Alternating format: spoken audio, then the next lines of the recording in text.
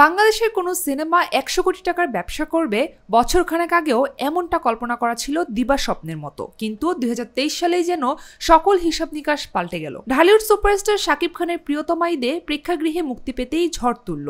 এই সিনেমার পরিচালক ও প্রযোজকদের দাবি, প্রিয়তমার গ্রস কালেকশন প্রায় ৪৪ কোটির উপরে।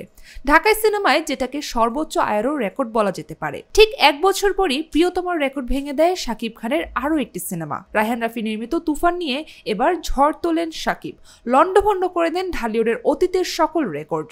জানা যায়, তুফানের মোট আয় দাঁড়ায় প্রায় ৫৬ কোটি টাকা, যা প্রিয়তমার গ্রস কালেকশনের থেকেও প্রায় ১২ কোটি বেশি। এরপরই ভক্তরা ভাবতে শুরু করেন, বলিউডের মতো এবার হয়তো ঢালিউডও ১০০ কোটির ঘরে পা রাখতে পারে ঢাকাই কোনো সিনেমা। শাকিব অবশ্য ভক্তদের নিরাশ করলেন না। এবারের ঈদ উল ফিতরে মেহেদী হাসান হৃদয় পরিচালিত বরবাদ নিয়ে হাজির হলেন তিনি, যে সিনেমা মুক্তির প্রথম দিনেই দর্শক মহলে ব্যাপক সাড়া ফেলে দিল। সিনেমা মুক্তির প্রথম সপ্তাহ শেষে বরবাদের প্রযোজনা প্রতিষ্ঠান রিয়েল এনার্জি প্রোডাকশন জানায়, মুক্তির প্রথম ৭ দিনে বরবাদের গ্রস কালেকশন ২৭ কোটি ৪৩ লাখ টাকা, যা ছিল তুফান প্রিয়তমাকে ছাড়িয়ে দিয়ে নতুন এক রেকর্ড।